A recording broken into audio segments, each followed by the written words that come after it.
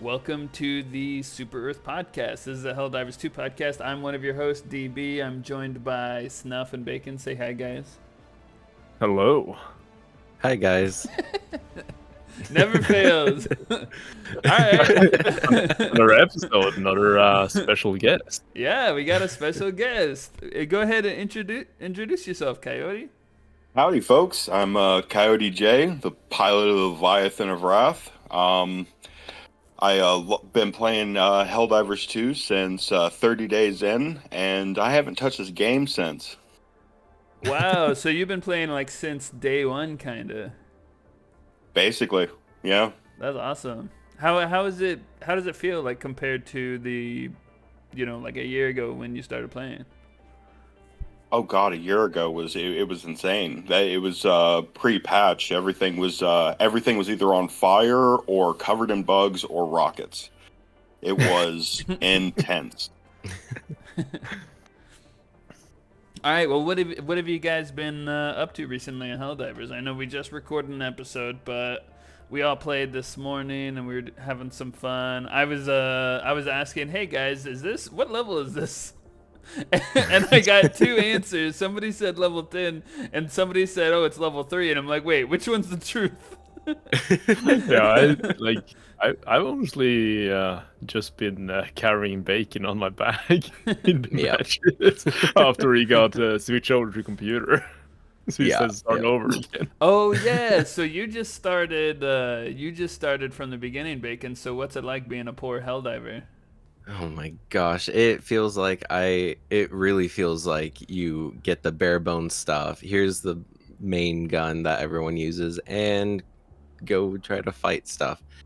It was easy on like level 1, 2, and 3, building my way up, but joining Snuff on a level 10, it's like I feel so underprepared. I keep dying. I'm getting used to all the buttons too, so it's like I'm trying to dive away, but then I dive into the charger, and it's just not pretty. Oh, you unlocked something today, Bacon. What was it? Dude, I unlocked my first booster. I'm like, I unlocked a few things, but I don't remember. My first booster honestly, again. Honestly, though, starting over seems like a lot of fun. That is one of the reasons I really hope at some point they will add like a prestiging system. Like a So when new you game prestige, plus? yeah, so you prestige, you keep your capes and stuff, obviously like the cosmetics, but you have to start over as a new Helldiver, kind of. So people have something to grind for, they can maybe get special capes or special titles or something like that, and also everyone can keep getting the experience of starting over again. Okay.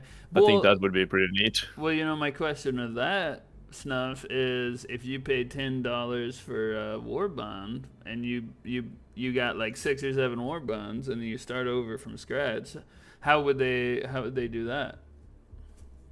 Maybe add it so it's level based instead. So what, like the first time you do it, you buy them, but when you prestige, they are level based. So when you get to a certain level, you unlock this and this war bond. Maybe it's kind of hard to say how it would work, but that's one option. Well, so your first playthrough, it's locked by a super credit, and then what's it called? The little medals that you get. You mean the medals? Is it called a medal? Yeah. I think so. I mean, they could also make it so, like, instead of, since you have already bought it with super credits, maybe add it so it's requisition slips instead to buy them back. Okay, yeah. So I think and then you have to use medals to unlock weapons. Yeah, so for clarity's sake, I'll explain how it kind of works now. So currently how war bonds work now is you can unlock a war bond. When you unlock it, what that means is you're going to use super credits to unlock it. You can get super credits in the game, or you can, spend $10 and get 1,000 super credits and unlock it in one go. But that doesn't mean all of the items in that war bond are unlocked. Now, to try to unlock those items, you have to use medals. And medals, you can find medals in the game, but you also, most of the time, you get medals from either completing a mission, completing a campaign, and completing major orders. Now, what you're suggesting is if we do a new game plus, everything instead of your second go around, instead of the warband being hidden, locked behind super credits, it would be locked behind your level, what level you are. Yeah, And then, level or maybe just medals, and maybe like to re-unlock it, you pay like 10,000 requisition slip, kind of. yeah, and then requisition slips you get for completing missions. Yeah. Okay. So I think that would be pretty interesting, like if you had to re-unlock everything. Yeah, I agree. Like a New Game Plus or a Prestige. If people played Yeah. Call of Duty, it's called Prestige. If you play Dark Souls, it's called New Game Plus. Yeah. Yeah, I would love something like that. And then you get, as I said, you get like a special title or maybe a mark next to your Helldiver logo or something like that to show that you actually prestiged, or a cape, or just something special, And maybe like every time you have prestige 10 times, for example, you get a special armor, something like that. So people, that's pretty good. Because we're getting to the point where everyone is maxed out, right? Like no matter how good you are, people are getting maxed out, so we need some stuff to grind for. Oh. So I think something like that would add a little extra for the people who are at that point. Can I add a little input here? So what I've noticed is I play with a lot of level 150 players, and that's just naturally, even if I queue in with strangers, with randoms, a lot of time they're level 150. And so while I still need, samples here and there, because once you get towards the end, once you're level 50 or 60, each thing on your ship upgrade is like 200 common samples. So I still need a lot of samples. And the level 150s, they do not care because they haven't grinded for samples in like 60 levels. So maybe for your prestige stuff, you unlock stuff with samples. And then now you have a reason for level 150 players to keep grinding is to collect samples. Yeah, exactly. That would be really fun. No, I really like the idea I think that would be a good way to do it. Also, another thing, here's a little question. Do weapons have weapon skins and camos? Not yet. Because I would love some camos. I don't like when I say weapon skins, I don't like the Call of Duty weapon skins where your gun looks like a dragon. I'm not into that. No, if they add things like that, I will actually be pretty mad, and I will probably send complaints to Arrowhead. Yes. But because this is like a military kind of game. It's a tactical shooter. Yeah. But I would. So it's supposed to be realistic, even though it is sci-fi. Yeah, but so I would be down for the camouflages, weapon camos. Yeah, like they can add skins, or like maybe free skins even, that you just have like a color option, so you can choose between different camos, or gray and black and white and so on, like the bland colors, like realistic colors that you will actually use in a realistic setting. Because I don't want to see the polka dot autocannon on the battlefield. Yeah, 100%. Or maybe you get the polka dot autocannon when you're prestige level 10 or whatever. Oh hell no! If I do that, I want prestige. Well, we've got lady Helldivers. Like they might want some pink armor or a pink gun. Yeah, but it's not the Helldiver's choice. It's Super Earth's choice. Damn. We get what we get supplied. What kind of skins, Coyote and Bacon, what kind of skins would you be down for? What kind of camouflages? Would you like pink polka dot?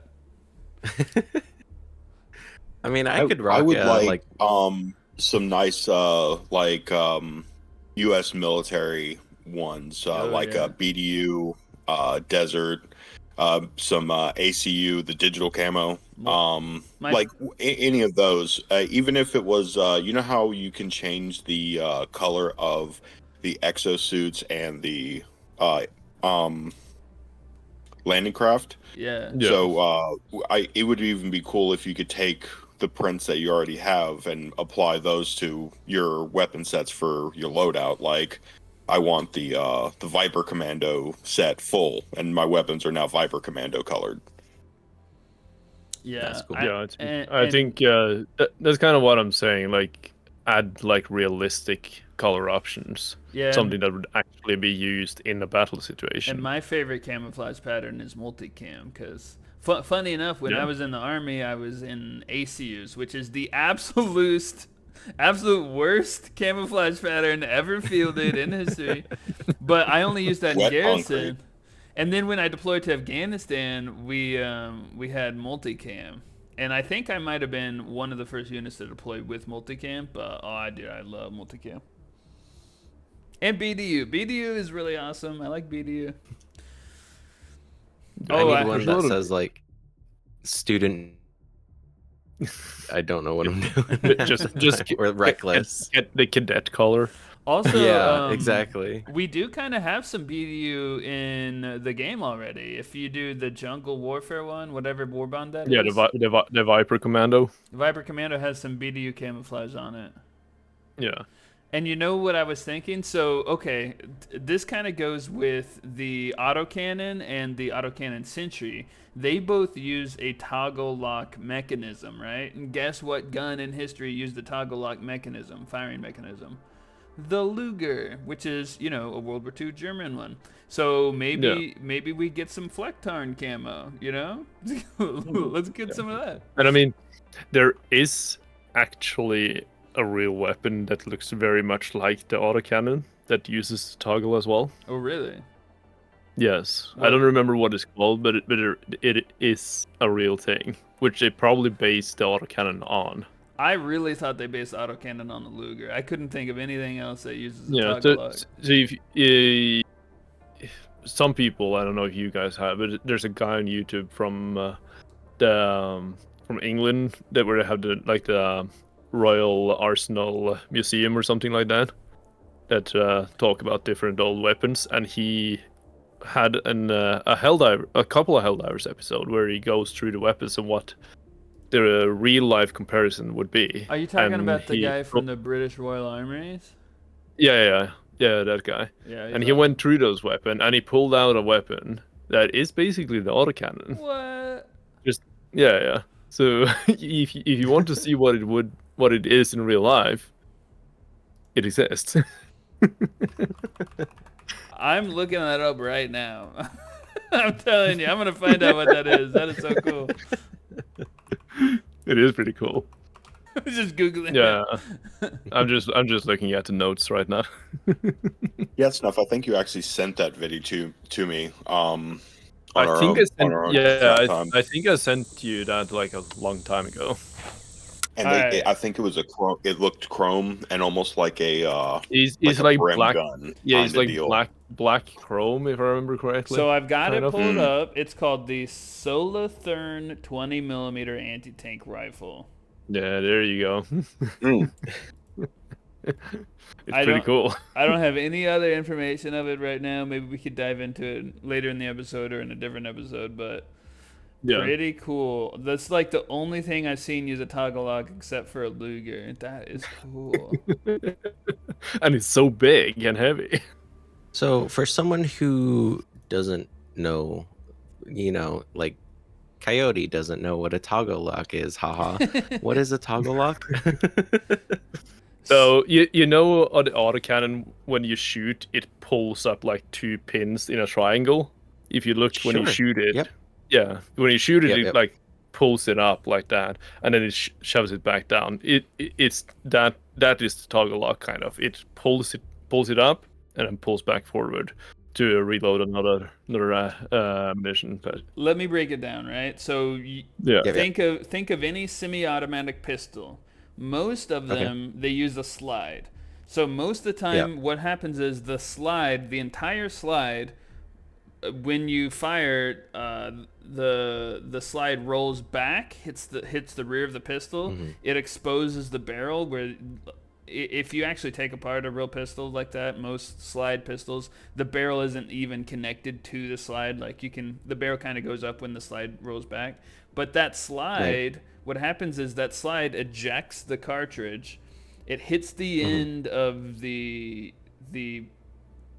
frame of the pistol, and then a spring pushes the slide back. And when the slide pushes back, it chambers a new round.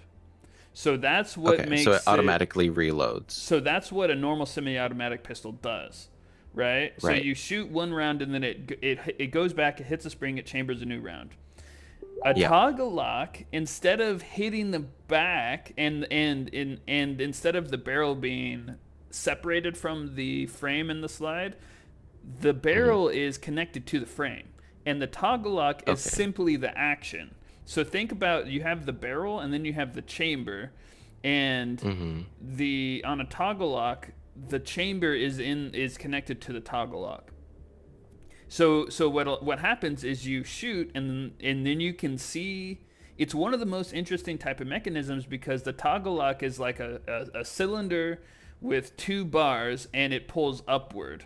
And when you actually go to load a Luger, you'll rack the magazine into the bottom, and then you'll pull the toggle lock, and it's this really weird, unique mechanism that you only see on a couple guns, and it kind of pulls upward, and then that's how it chambers a new round. So each time it ejects a cartridge, the toggle is like, you can physically see it go up above the barrel, and then when it chambers a new round, it slides back into place. I don't know if that was too much, or if I simplified that enough.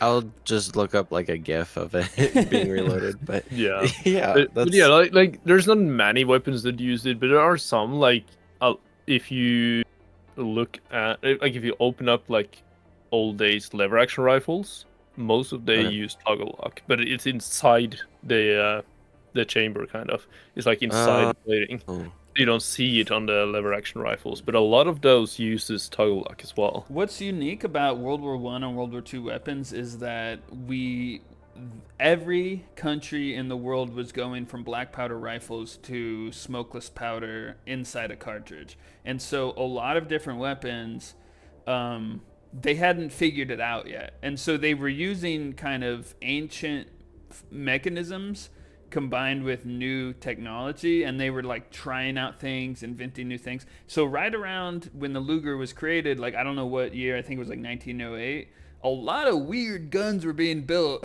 There was a lot of weird ones. Because they hadn't quite figured it out yet. Like if you look at the Thompson, are you familiar with the Tommy gun? Yeah. When The classic. Yeah, when they had originally made the Tommy gun, so what the toggle lock does, a toggle lock, it slows the mechanism from. So think about that slide again, where a semi-automatic pistol, the slide slides back. Well, that's a lot of force going back. The toggle lock, the idea of it was to kind of slow it down as it goes back. Gotcha. So when you shoot a bullet, the pressure, the back pressure from that bullet, so most of the pressure pushes the bullet forward. Some of the back pressure will push out the back and eject push your mechanism back and eject, right? Right. So that toggle lock is meant to kind of slow it down. That's also why you get stuff like the MP5, which is used as like a roller delayed system. It's just a way to delay the recoil.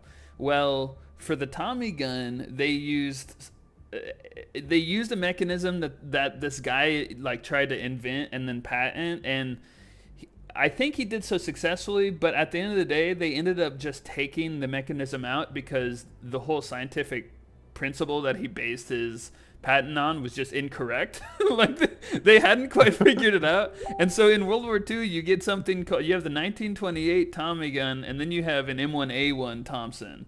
And then M1A1 is like simplified for manufacturing, but the main thing they did was they took out this ridiculously complicated mechanism and they just made a straight blowback. Yeah. So all it does is the bolt goes back, there's a spring that pushes it forward. Like that's all it is. Gotcha. Because and that's why you get like these really cool guns like that. But suffice to say, there's a lot of similarities between Helldivers equipment and some World War II German stuff. A lot of like the Stelheim, the helmets look similar. The autocannon has that similar toggle lock, similar to the Luger. So that was like the main comparison of that. Yeah, like in general, like a lot of the weapons in the game are fairly realistic. I mean, you have stuff like plasma weapons and laser weapons which aren't that realistic, but if you think about it like as a mechanism, a lot of them are fairly realistic. Yeah. Yeah. Like a lot of the guns in Helldivers are bullpup rifles, which is a common, strategy for making things today, for making guns today. But I think they do that because it kind of looks futuristic to make it a bullpup. Yeah, probably. And if you're wondering what a bullpup is, it simply means that your pistol grip and your trigger mechanism is in front of the magazine well.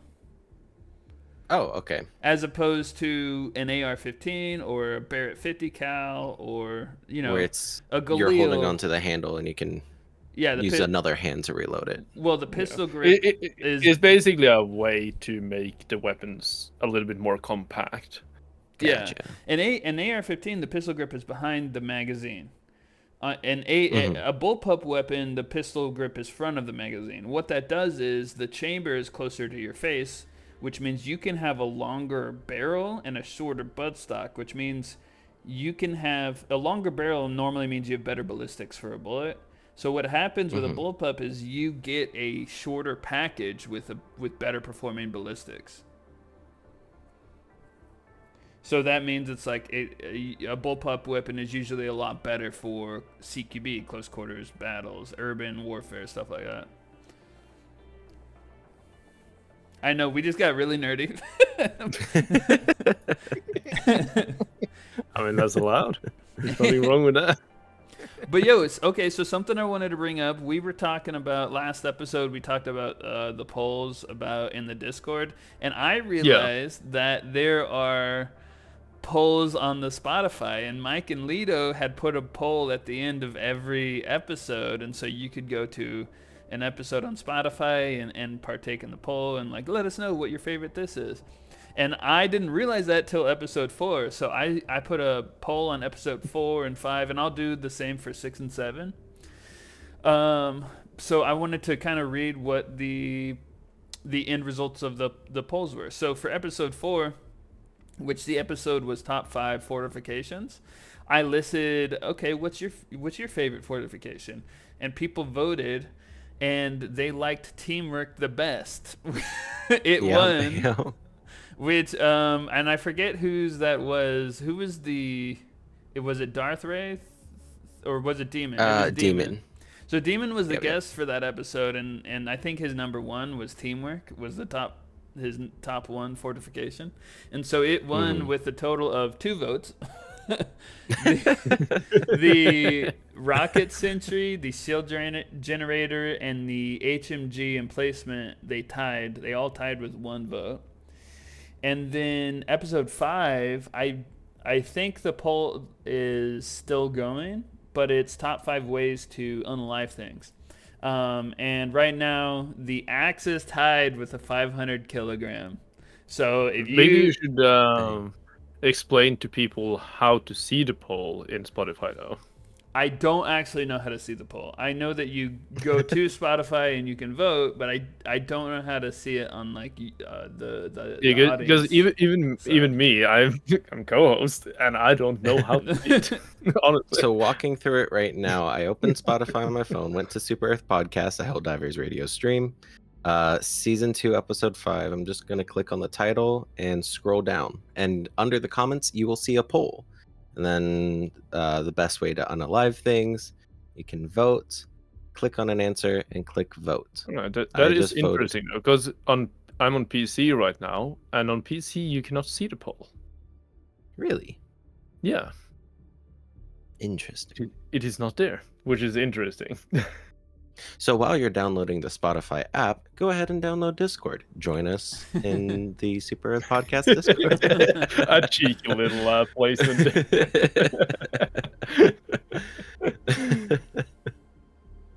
But yeah, and if you want to make Snuff mad, go ahead and vote on the top 5 ways to unalive things, and vote against the X. Vote on the 500 kg. Actually, looking at it right now, it looks like the 500 kg has 2 more votes than the axe. Oh.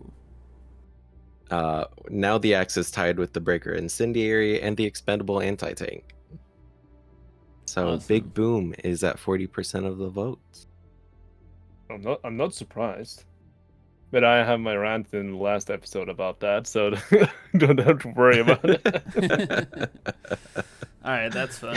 That's a fun thing. I'm not gonna rant again now. It will take up too much time. Nerd time. Part 2. Part 2. Part two.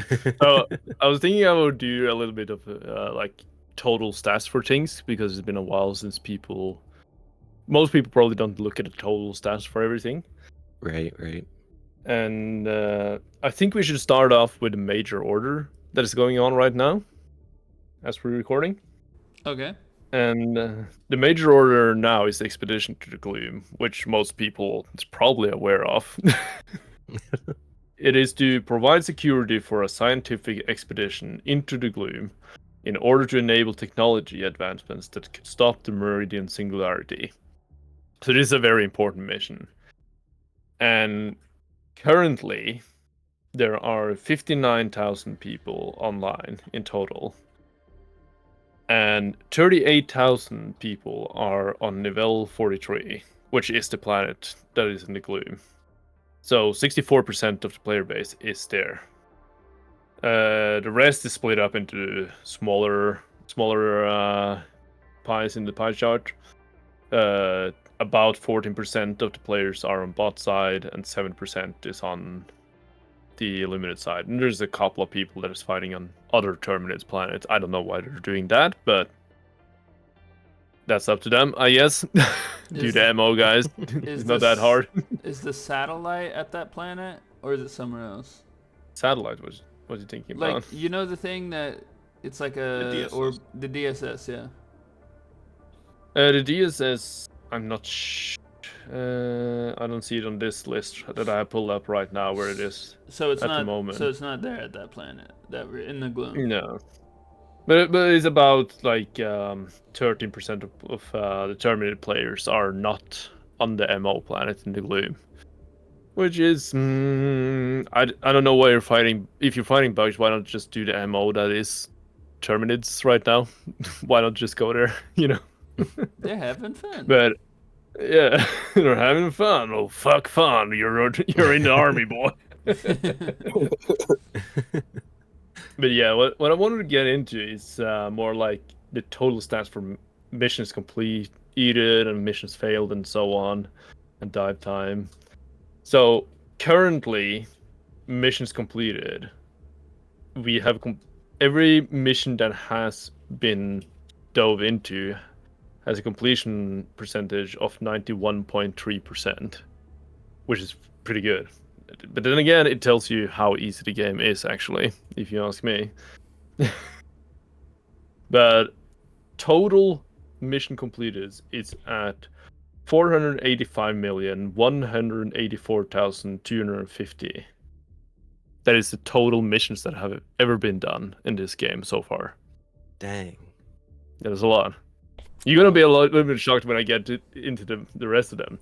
Missions failed lays on, then again, because compared to the other one, would be 8.7% and lays at 46,481,000.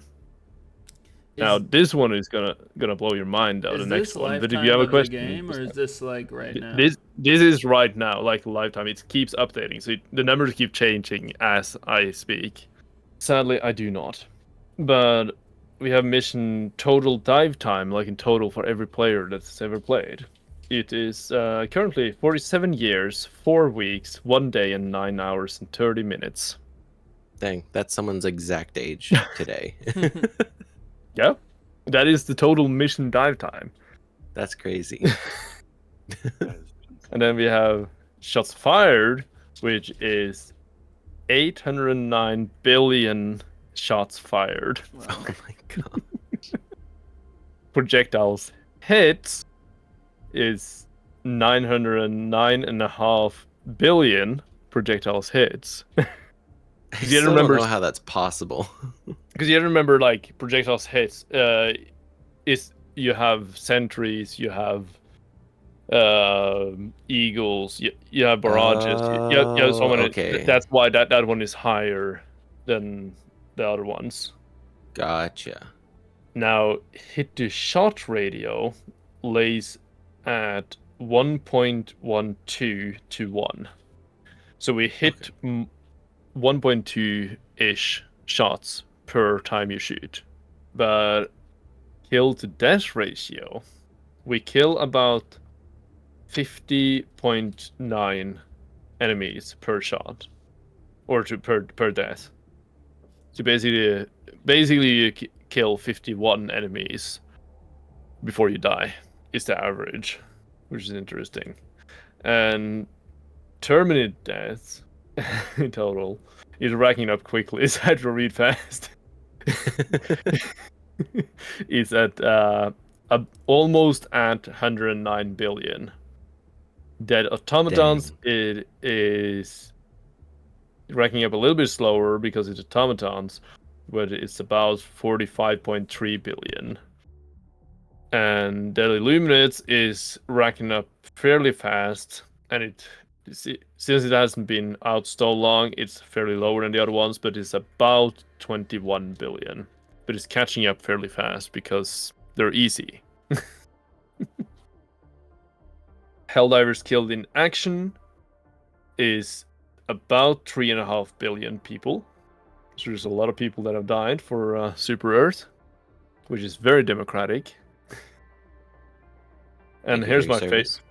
Thank you for your service. And here's my favorite one, though. Accidentals. Which is almost at 500 million currently. And almost 100 million 500, of those are yours. Almost half a billion people have died to people accidentally killing them. Quote unquote accidental. Thank you for your sacrifice. Yeah, quote unquote. I wonder what the percentage of that is accidental, actually. 14.4%. No, I mean like what the percentage of that 500 million is accidental versus just team killing. Yeah, I would say probably 20% is on purpose. Yeah. Like pure guess, and the rest is like actual accidentals. Yeah. That'd be a staggering number, I think, of on purpose. Yeah. But yeah, there's my little stat review. That's all I got for you.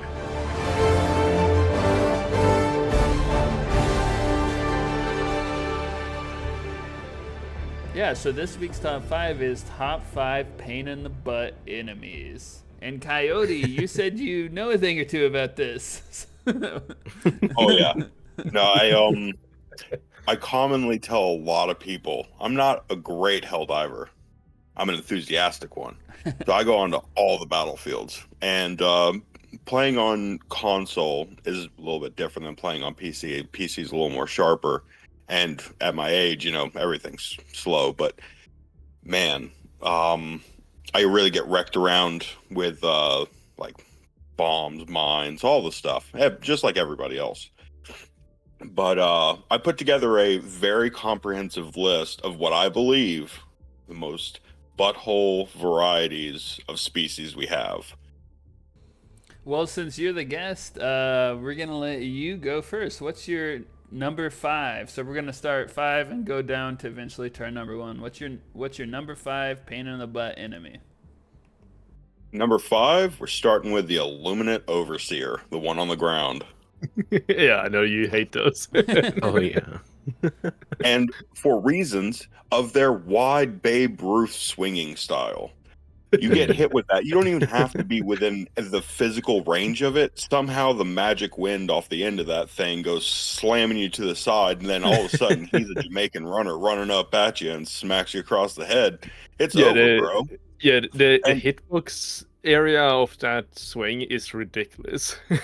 Oh, it's the worst. And literally, and my only other note past that is I just said shields are dumb. So that's what I got for number 5.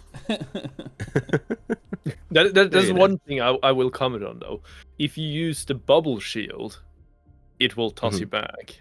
If you use the ballistic shield, it will most of the time dampen the blow, so you won't be tossed back. which is very good to know. So bubble shield will toss you away because it hits the bubble and you will bounce around like a, I don't know, a bouncy ball, you know, like a little tennis ball bouncing away. But the ballistic shield will dampen most of the blows. So if you're going back to axing stuff that I like, ballistic shield is pretty good. Classic. So my number 5 pain in the butt enemy is, okay, this is a funny one. This is actually friendly sentries. So this includes... I totally know what you mean. This includes, you know, I could even throw it to friendly team kills, but friendly Gatlings, friendly rockets, friendly guard dogs, the friendly guard dog laser. That laser guard dog is infamous, man. People hate that thing. So yeah. And the way they sometimes just look at you menacingly and it starts firing.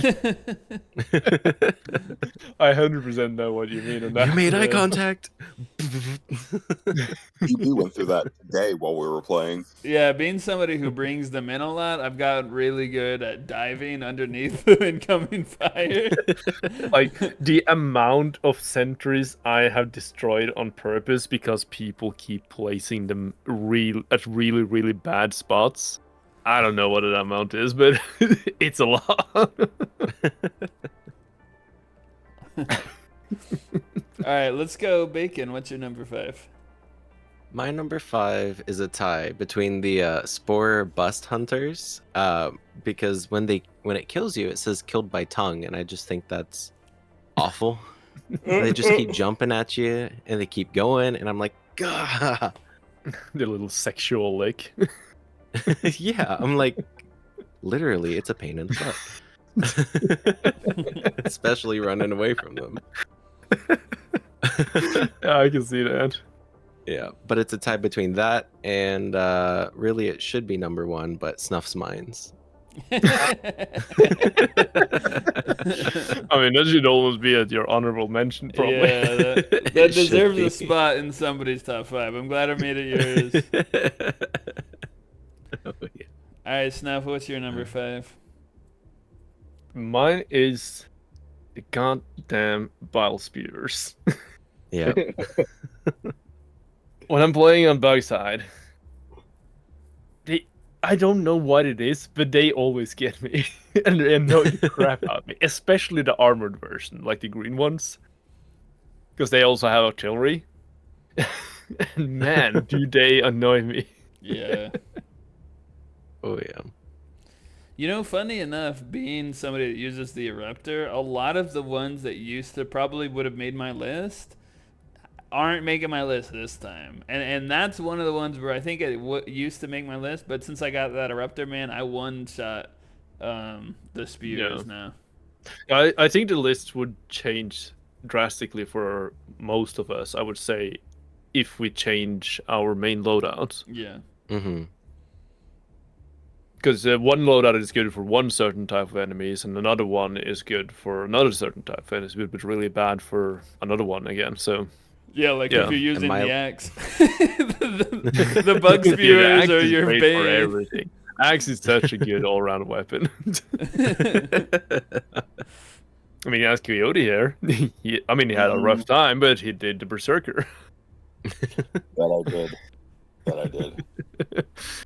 So, I mean, he was a little bit screaming for his life a lot of the time, but I'm telling you, it's hard on console to do the challenge, man.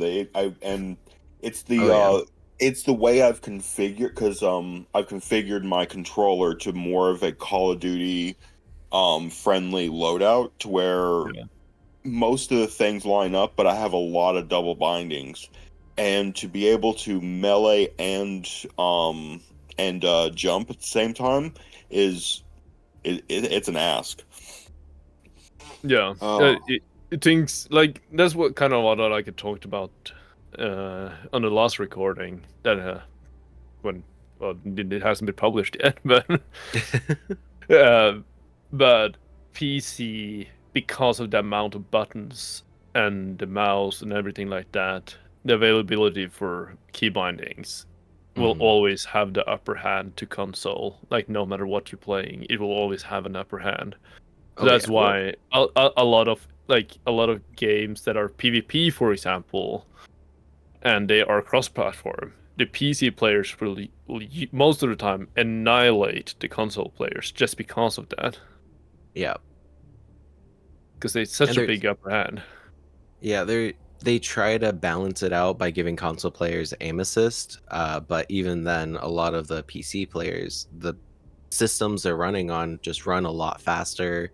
Their monitors have a higher refresh rate, and you have better monitors. You usually sit closer to the monitor. You're faster with everything. The mouse is kind of like an extension of your arm, so it feels more natural compared to real life. Right. To just move your mouse where you want it. So it will always be an upper hand. It's just how it is. But a lot of the time, console players are playing in their living room on the main TV.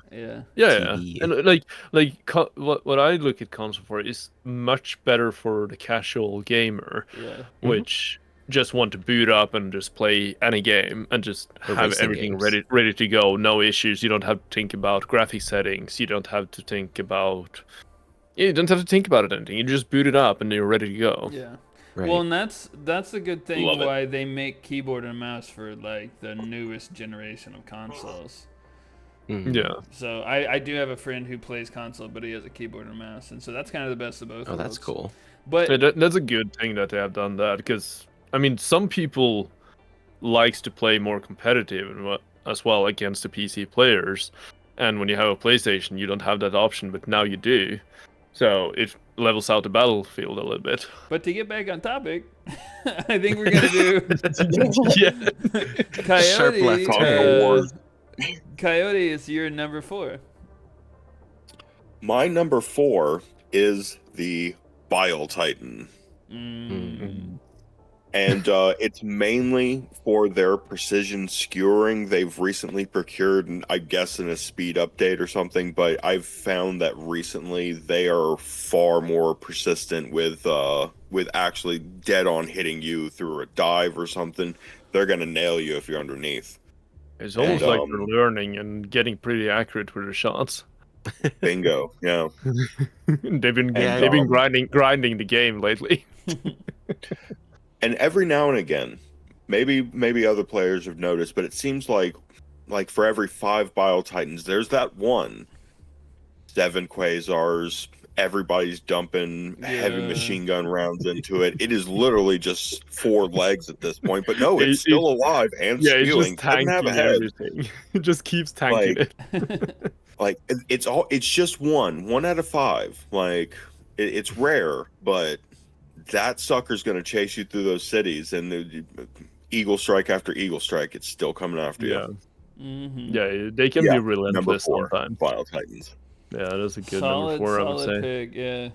So my number 4 is, and I'm gonna say, now it's kind of fitting that the major order right now is the Doom, the Gloom planet. Because my number 4 is enemies. Pretty much any enemy that slows you down. So, like, I've noticed playing the Terminids on the Gloom planets, even, like, the smallest little guys, they have different, like, spikes on them. And, like, you kill them, they slow you down. They spit at you, slow you down. You kill an alpha commander, it slows you down. You kill it doesn't matter, a warrior, it slows you down. It's like every single one slows you down. So that's my number 4. Yeah, when they're the Gloom variants, so then when they die, they explode and they send out that gloom dust, I guess. And it sucks so bad. I agree with that number 4. And it's not even like the most worst thing ever to happen. It is just a pain in the butt. And and that's why it can be, and that's why it's my number 4, because it's a pain in the butt to deal with. What I usually do is, when they're that close that they can slow you down with a little burst of smoke or whatever you want to call it, that they burst out when they die, I usually dive at the same time as I shoot them, because most of the time it will not hit you in a way that will slow you down. So what you're saying is get good. It's a skill Yes. issue. Yeah. no, I'm just trying to, like, in general, like, give little tips in here and there, because that's kind of what I'm here for, right? Yeah, no, that's a really good tip. But most of the time, like, not always, but a lot of the times when you dive at the same time, it will not hit you, and you can keep on running. But Gotcha. then we're also back to having crowd control weapons. Like, I'll talk a little bit about the Breaker Incendiary in the last episode, and how you're supposed to use it. Pop one shot and at one squad of enemies, let them burn, and focus on another squad of enemies meanwhile, and then go back to them, go back and forth. Use it to your advantage that they actually burn. Don't use it as a regular shotgun. Right. But that goes for every weapon that is crowd control based. Yeah. Is supposed to be used like that. Like the Blitzer, for example, that I know you hate, DP. like if you're fighting, for example, the Overseers, alternate your shots between them, the ones that you're fighting, because then both of them will be stunned all the time. They can barely recover in between your shots, so they don't get any proper shots in. Yeah. So let's go, Bacon. It's your number 4. My number 4 is on the bot side. It's the factory striders. I never know where to shoot, and if we don't get the cannon on top in time, it just keeps shooting me, and I can never dive out of the way, and it's just a pain in the butt. Yeah, they can be a little bit hard if you don't know where to shoot. But I'll take you on a run and teach you the ways. Uh-huh. It's definitely a solid number 4. And I will say about this list, I really like the list. We could do 10 selection each, because I haven't heard a bad option yet. Yeah. I mean, in total, it's probably all of the enemy types. Yeah. But speaking of which, Snuff, what's your number 4? It's the Shriekers. Nice. Yeah. It's not because they kill you a lot, because they really don't, but it's the fact that they usually swoop down and hit you when you're in a pinch, and they hit you quite hard, so you have to waste a stim on that. Yeah. No, that's it's very rare that I actually get killed by them. They're just really, really annoying. yeah. They're just a pain in the ass. They're just a pain in the butt. Yeah. Yeah. That's awesome. They really are. All right. Well, hey, I think we're on to number 3. So, Coyote, what's your number 3? My number 3 is probably a fan favorite. And for this species, I actually have 2 variants, and they're exactly similar, except for one is in the Incendiary Core, the Flame Hulk. And particularly the Mortar variety for its kinship. So Flame Hulk plus Mortar Flame Hulk. One has a flamethrower and a saw blade. The other one has a flamethrower and a mortar. Yeah. So with this particular asshole, this one will chase you to the ends of the map, and God forbid if you do not have any anti-tank available, their mid-range attacks that come from below a hill are nearly invisible to see until they are way too close to move. Yeah, they have something personal to get to. They're dedicated to get you. Oh yeah. And they seem buffed, like the mortar ones. They seemed like they were angrier, they were tougher, and they even had more Warhammer stuff on top of their head. Yeah, and like it's kind of like I talked about the episode where we talked about the Incineration Corps, how accurate they are with their shots. Yeah. Because they will shoot, they will predict where you move, so you have to wiggle around so much, and if you get hit, you just have to keep diving and almost never getting a shot in. Yeah. And I'll say this little spoiler: they make an appearance in my list later on. You mentioned the regular Flaming Hulk as well. The main thing that annoys me about that one is that it's kind of bugged, so it like flips around its torso all the time, so you can't hit it in the weak points. And then it just swings around and slaps you in the ass with the fucking circular sword it has in his hand. Just give you a little Rick James. They can fight against Mike Tyson, that one. So my number 3 is the automaton tower turrets and bunker turrets.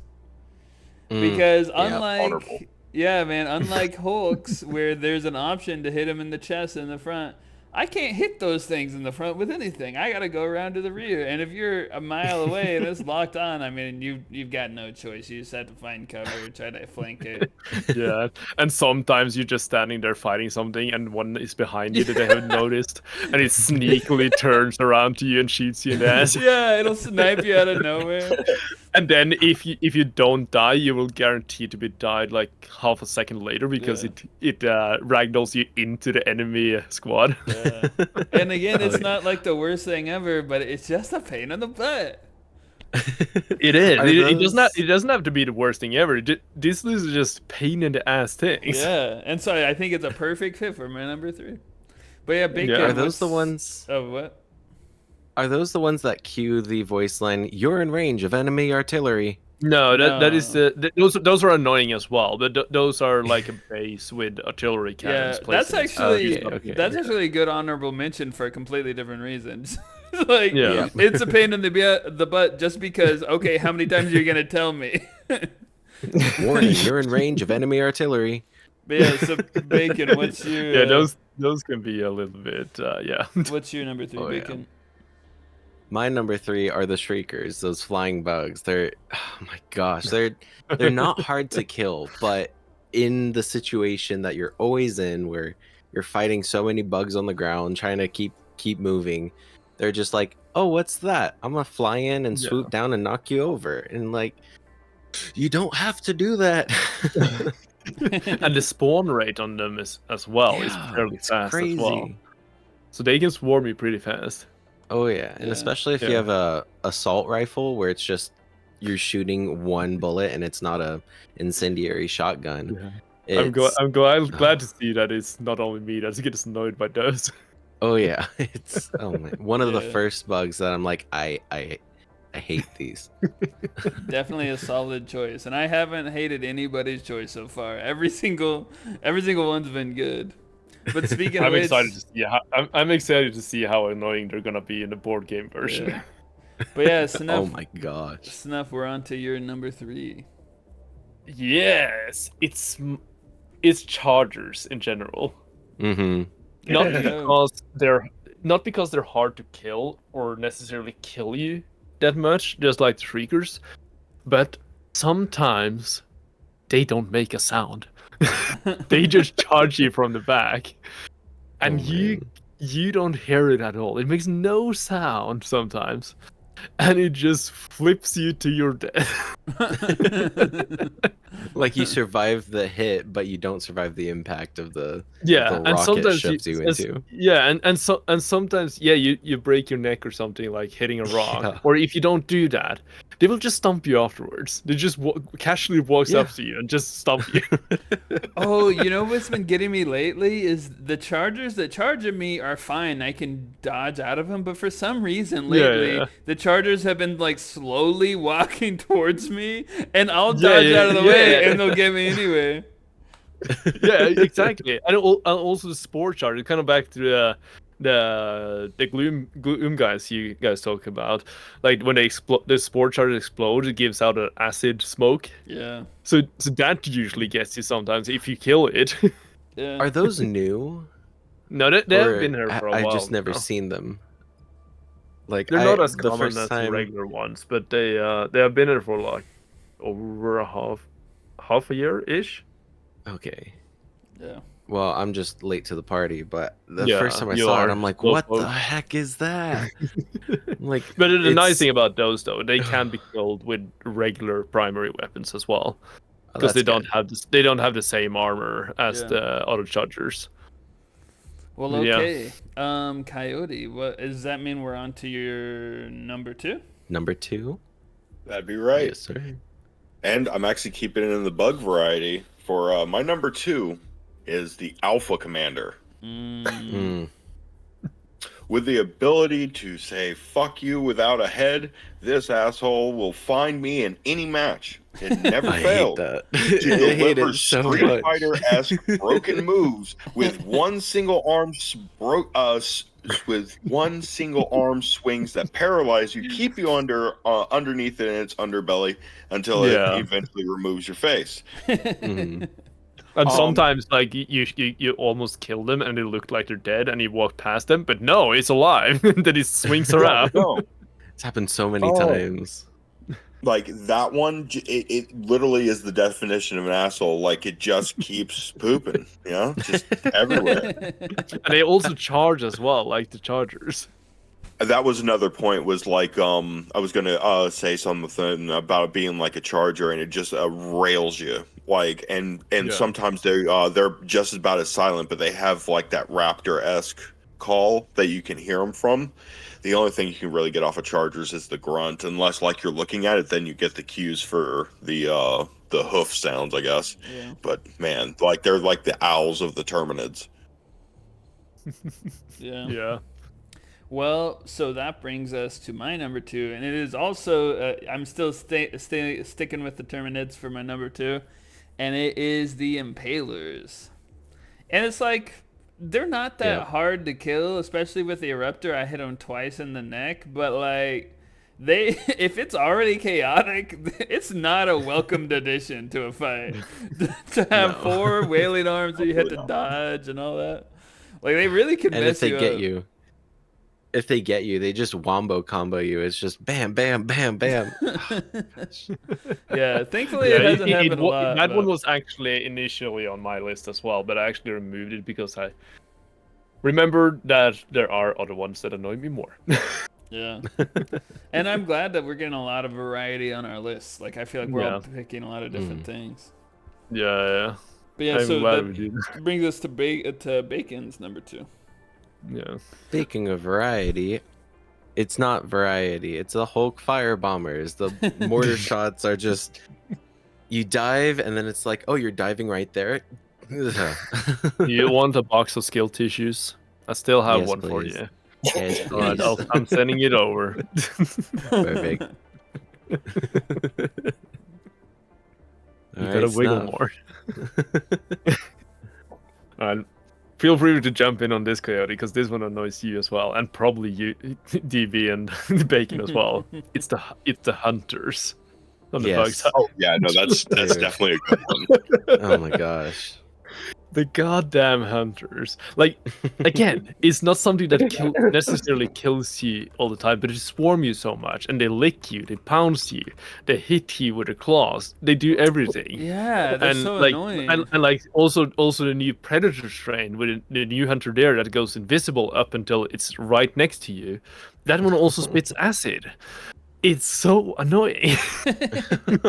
That is a good one, man. I really do, like those are just a pain in the butt. They really are. Yeah. They really Oh, are. yeah. Feels like I'm getting my ass fisted. I just looked it up, and those ones are the ones that wombo combo you. Yeah, and they the hit so extreme fast as speed. well. So if you Oh my don't get gosh. to dive fast enough or get out of their way fast enough, it will kill you every time. Like if you get hit and don't have the chance to just dive or something, you will die every time. I think I die more to those than anything else, just because it's like the combination is so bad. To get hit by a charger and one of those are by you, or an alpha commander and one of those are by you, it's so bad. Yeah, and when you try to shoot them as well, they just jump around so much. You often miss a couple of shots as well, so they get real close before you get them, unless you see them on a far away before they get to you. The one thing I'll add is that I say all of this out of love. I actually do like fighting them. It's satisfying to kill them because they're so annoying. Yeah, Bug hunt all it's a good feeling killing them. Yeah, I don't want them to be removed. I like them, but they are a pain. No. Like all of this, no matter what we're saying here, keep them all. I mean, honestly, keep them as they are. Don't change them. Exactly. Keep them as they are. They're the whole point of these enemies are kind of to be annoying and be in a pain in the butt. Yeah. That's kind of their job. Like, imagine if you didn't have any enemies at all. It will just that would be boring. Yeah. I would They have launched- nothing to hit with my axe except wood or something. And I will say the variety of enemies that we have, especially on the bug side, is entertaining. It is fun, more so than it was Yeah. a year ago. It was fun a year ago, but the variety it just adds to it. Yeah, 100%.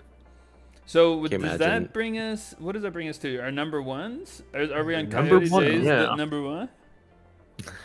My number one, and I just want to say that if Snuff looks back, he should know exactly which one this is. Is it And from it's going to mine? go right to the automaton front.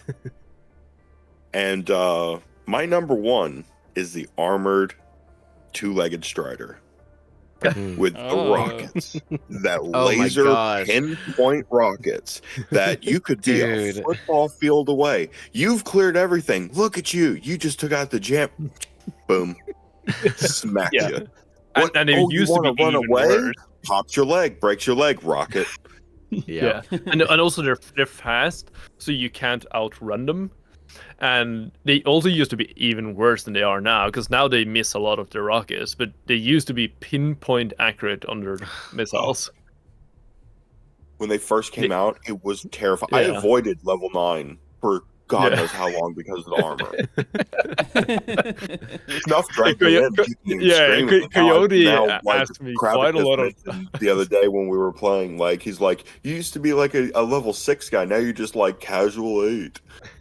Yeah, I remember when I first joined the server, like, I think it was you and Crab, because like actually played with me the first time when I forced you into level 10.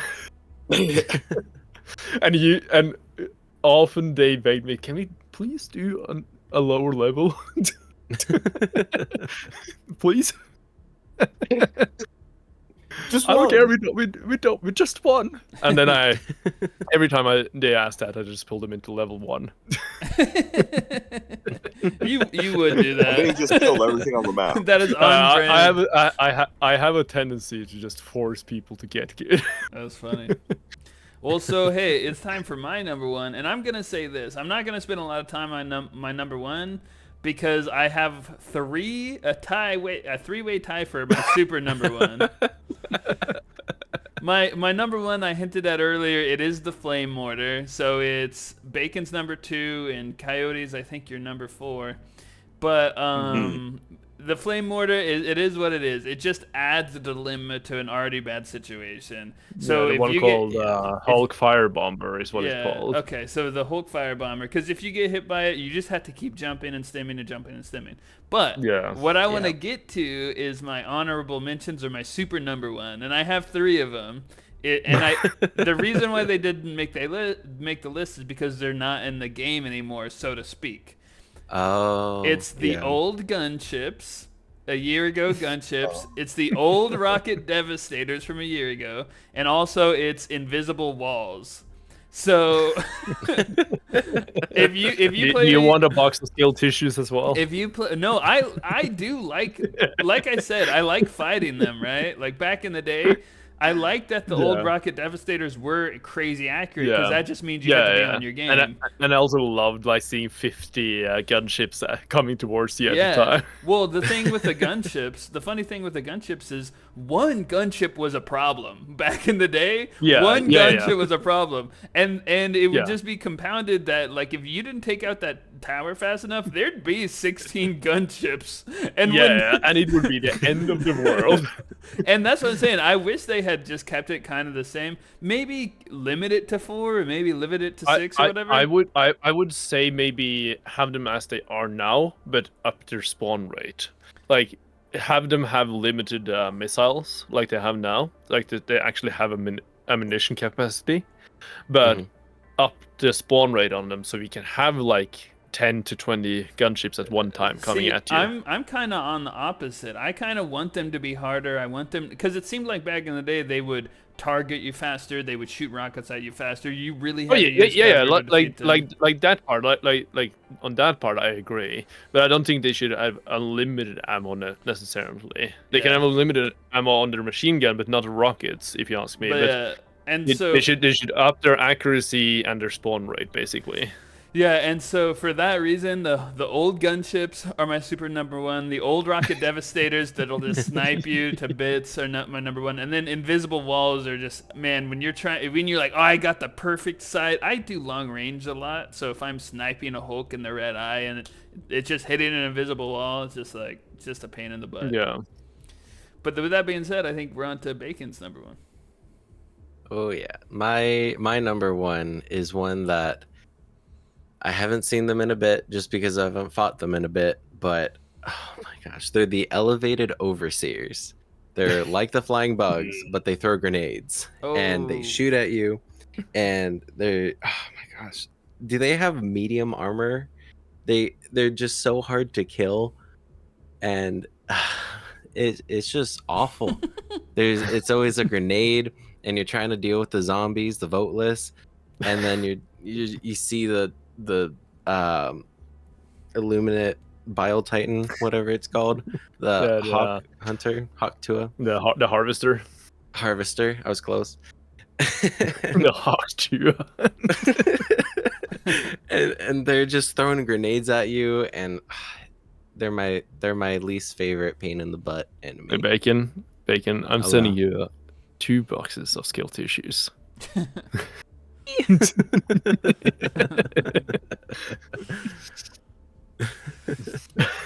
Yeah, no, they can be a little bit annoying. So, with that being said, I think we're down to Snuff's number one. Yes, and a lot of people are going to relate to this one. And I also have an honorable mention after this one for once. My number one is the Conflagration Devastator, the shotgun fire Devastator. Oh, yeah. This is the single unit that kills me the most on the battlefield. Like, no matter what faction, this is the one single unit that gets me every time. Because if you're within a certain range, which is pretty far, it will kill you in one shot, no matter what armor you're wearing. Like, there's no point in even wearing the fire armor for it. Like, it's just a waste. It's pinpoint accuracy. It hits hard, no matter what you're wearing. It has a shield that covers the body better than the regular heavy devastator. Mm-hmm. It is a pain in the butt. Literally. This is like it's summoned from hell to be a pain in the butt. Solid. But yeah, that's my number choice. one. Yeah. Yeah. And I have an honorable mention. Oh yeah, what's your honorable mention? You guys are gonna find this funny, but it DX. is no. Axis peak performance. Peak performance. If you don't know how to use the axe, just get good. But this is you guys are gonna find it funny because it's my own mines. If Snuff's Mines doesn't make it into a list, what have we done? You know what I mean? Like, I rarely die to them, but they are annoying at times. I will admit it, they are annoying at times. Oh yeah. Yeah, we just they need to make a feature in every top 5 that we do. It will just keep coming back.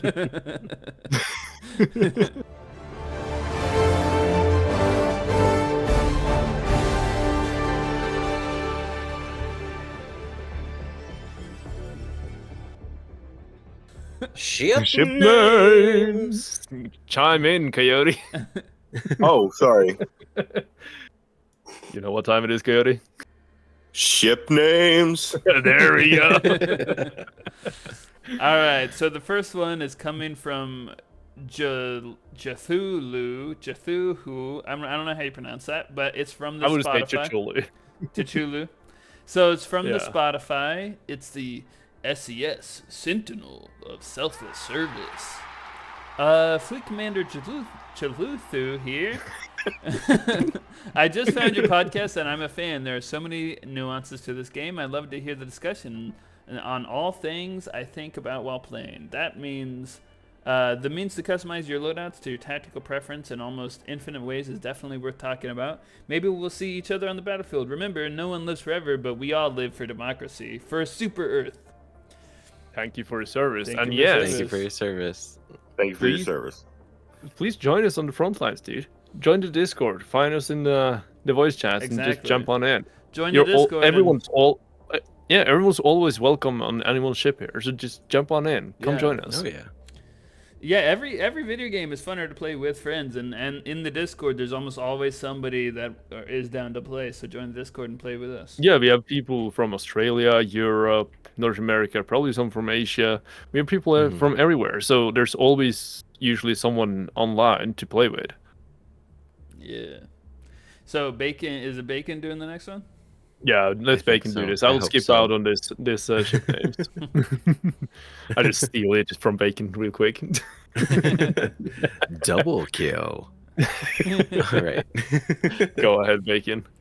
This one comes from the previous hosts of Super Earth Podcast. It is Lido from the Discord with the SES Harbinger of Truth. Lido chose this because raining down democratic truth bombs on bugs, bots, and squids is what I was born to do. Thank you for your service. Lido. Thank you for your service. It is an honor. It's truly an honor. All right, Coyote, you're doing your own ship name, aren't you? I am.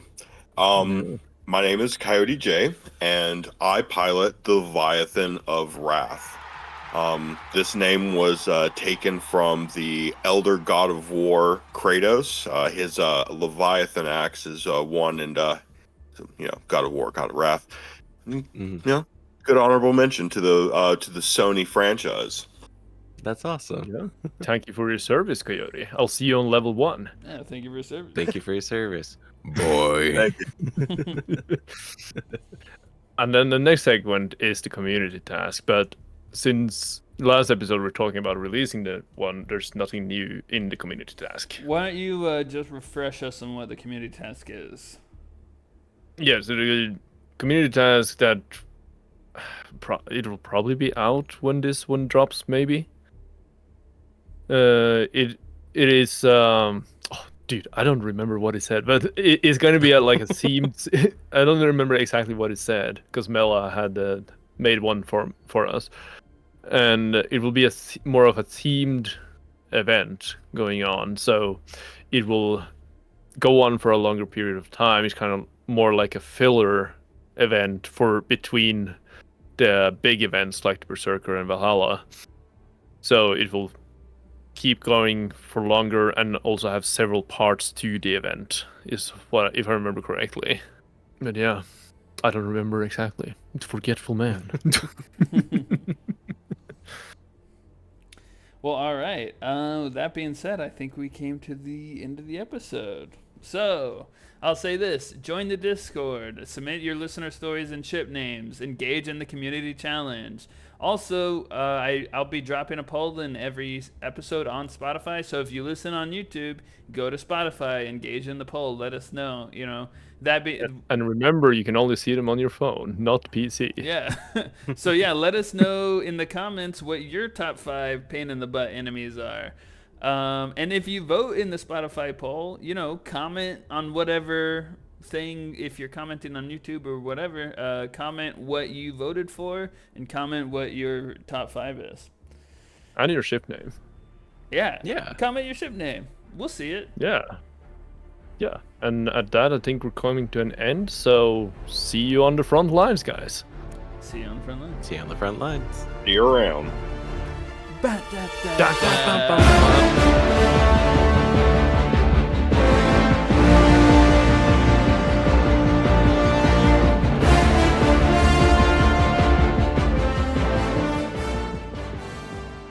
All Super Earth podcast content is based on the game Helldivers 2, created by Arrowhead Game Studios and published by Sony Interactive Entertainment.